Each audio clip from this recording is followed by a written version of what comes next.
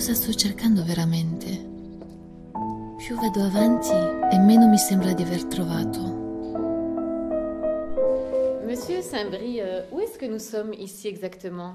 Alors, nous sommes dans la maison de Léonard, sa dernière demeure, et en particulier de Léonard ici, pendant les 3 dernières années de sa vie, a travaillé de façon prolifique à la demande de son sponsor, le roi de France. Qu'est-ce que Léonard de Vinci a fait concrètement ici? Alors, quand Léonard est arrivé, le roi l'a nommé premier ingénieur, architecte et peintre du roi. Et Léonard, pendant les 3 dernières années de sa vie, de 1515 à 1519, n'a pas cessé de travailler ici. Léonard avait un talent de metteur en scène formidable. Et donc, ici, au Palazzo del Clou, une fête a été donnée où il avait reconstitué la voûte céleste avec tous les astres de la cosmogonie. Et Comines, qui est donc le chroniqueur de l'époque, racontait qu'il y avait 500 candélabres qui éclairaient la nuit comme en plein jour et qu'il semblait que la nuit fût chassée.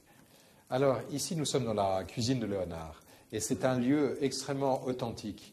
Léonard avait une cuisinière qui s'appelle Mathurine. On le sait parce que, à sa mort, dans son testament, il lui lègue son manteau.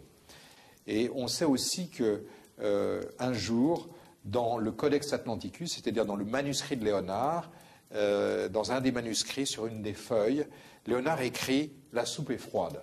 Donc on peut penser que Mathurine, sa cuisinière et sa servante, l'appellent le soir au souper et qu'il doit se détacher de ses travaux, car c'était un travailleur infatigable, pour partager dans cette salle où nous sommes aujourd'hui. Et donc ça, c'est très émouvant.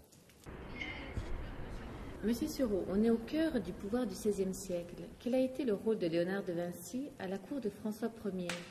Alors, le rôle de Léonard de Vinci à la cour du roi François me semble être emblématique d'un changement de période. Et donc, je crois qu'il faut s'attacher à la présence d'un artiste auprès du roi. Le roi le plus puissant de la Terre en ce début donc, de XVIe siècle fait appel à un artiste qui est déjà connu, qui est un homme d'âge mûr. Et la volonté du roi, c'est de s'inscrire dans ce fil glorieux des souverains mécènes. Et donc le roi pense que sa pérennité, son inscription dans l'histoire, se fera essentiellement par les œuvres d'art qui vont être créées autour de lui et grâce à lui. Alors le château à l'époque de Léonard, c'est vraiment un lieu de résidence très important pour le roi. Et c'est un château qui est en pleine transformation.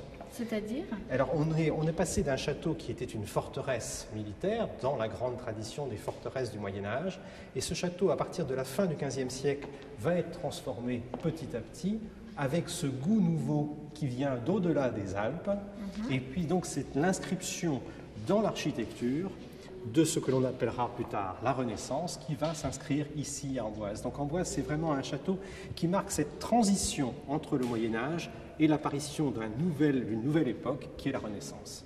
Alors là, en fait, on est sur la tombe de Léonard de Vinci. L'histoire donc même de la tombe de Léonard de Vinci est intéressante, puisque Léonard de Vinci, en venant ici à Amboise en homme âgé, va choisir pour la fin de sa vie un protecteur, et va choisir un roi très puissant comme protecteur et mécène, donc va prendre des dispositions testamentaires, et il va demander à être enterré au château, c'est-à-dire à se placer au-delà de la mort, sous la protection du roi, dans le château du roi.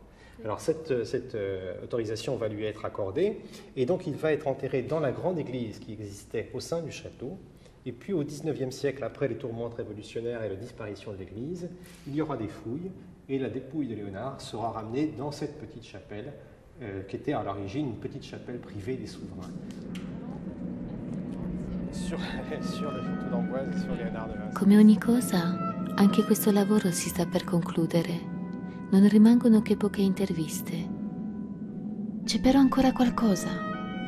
Una domanda a cui non ho trovato risposta, racchiusa in quel progetto di città ideale sognato.